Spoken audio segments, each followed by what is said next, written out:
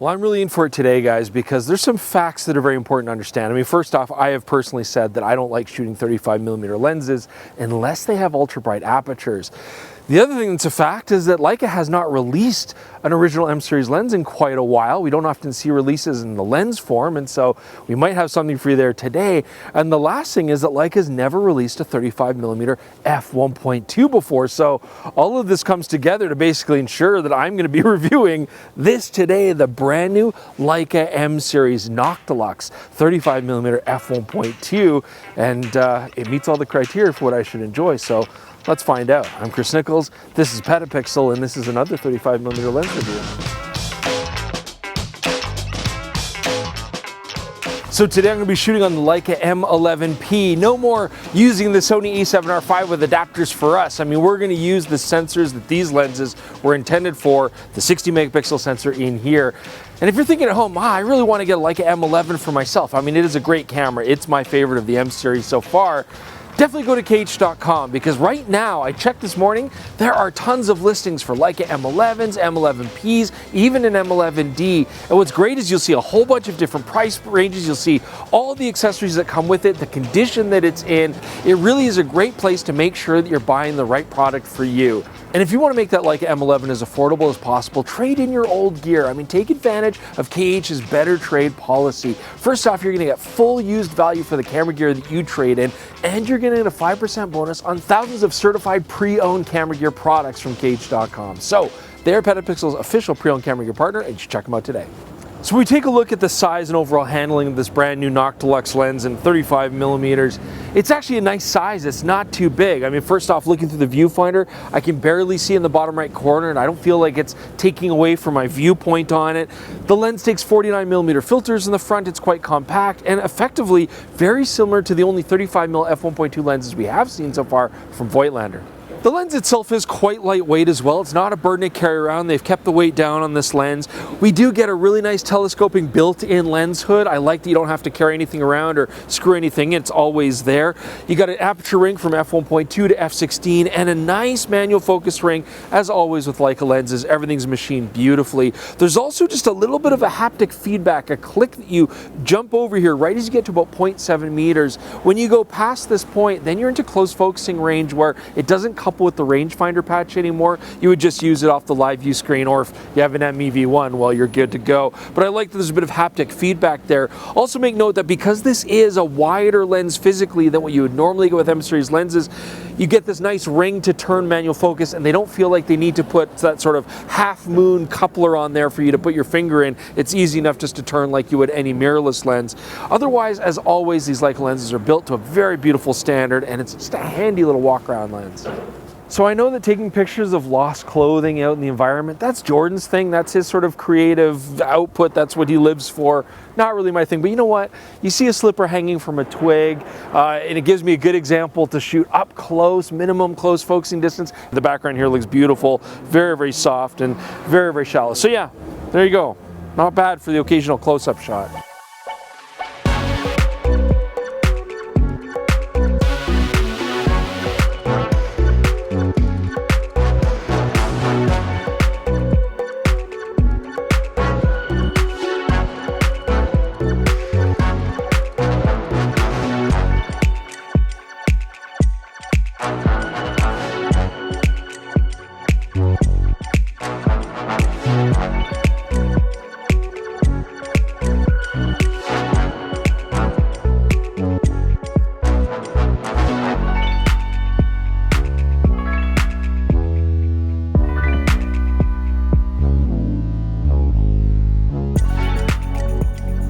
All right, guys, so it's often quite difficult to find specular highlights when you're outside on a bright sunny day, but look, a shaded area, some leftover Christmas lights, we can do this. So taking a look here at f1.2, when we talk about bokeh, this is where Leica M lenses are going to shine, and this is where a lot of that exorbitant cost comes into play.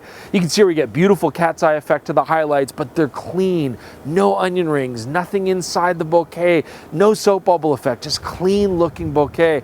Even when we stop the lens down, fairly round. I mean, Leica do use an 11-bladed aperture here, and always has a little bit of that polygonal shape to it, but again, no onion rings, no halo effect, no soap bubble effect, just clean, and that's why we get such beautiful transitions from in focus to out of focus, and just really soft out of focus backgrounds. So one of the nice things about Leica not using a perfectly round aperture is you can actually get quite the nice little sun star there at f16. Not bad, not amazing, but not bad.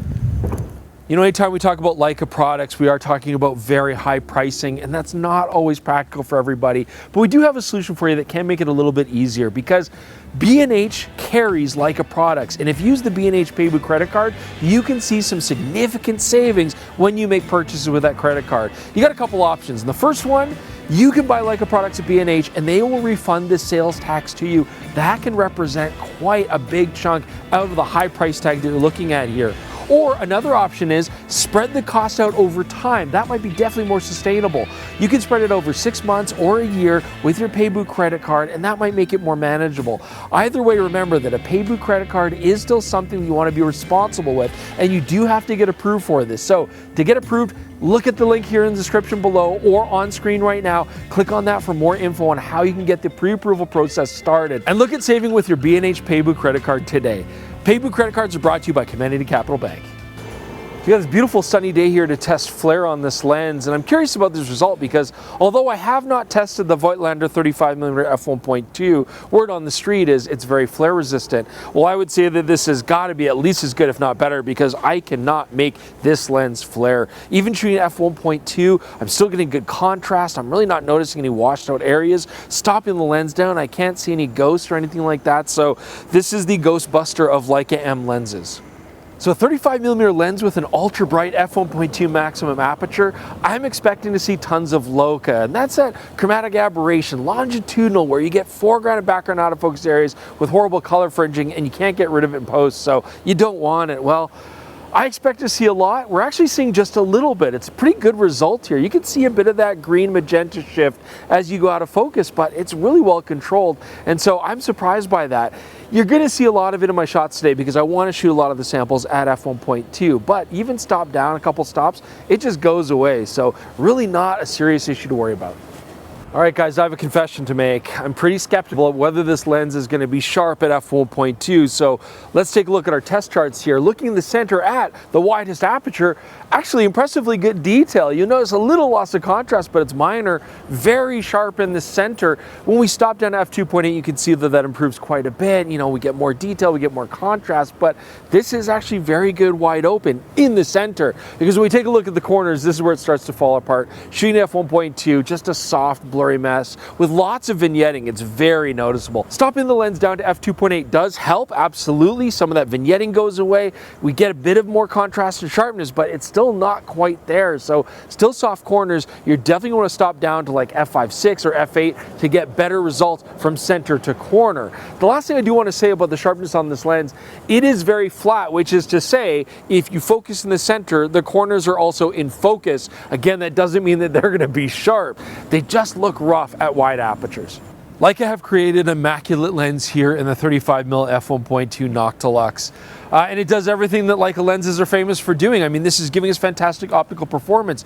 Beautiful sharpness in the center at f1.2, plenty of character to have fun with. The bokeh is basically perfect. I mean, that is what you're paying for, and it comes with all the prestige that's associated with the Leica brand name. It also comes with all the price. We knew that a Noctilux was going to be insanely expensive, and it is. And of course, there'll be lots of people who want to buy this, not only because it gives us premium optical performance, but because it is a Leica lens on a Leica camera. And I love the design. I love what they've done. I mean, they've kept it smaller and more compact. They could have gone bigger, but I think they were really trying to keep it very portable and compact, a lot like what the Voigtlanders do. And like, I have not, as I've said, reviewed the Voigtlander 35mm f1.2, but from what I read, it is also quite sharp in the center at f1.2. Great flare resistance, beautiful character and bokeh, and small and compact like this, but it's only 1/10 of the price.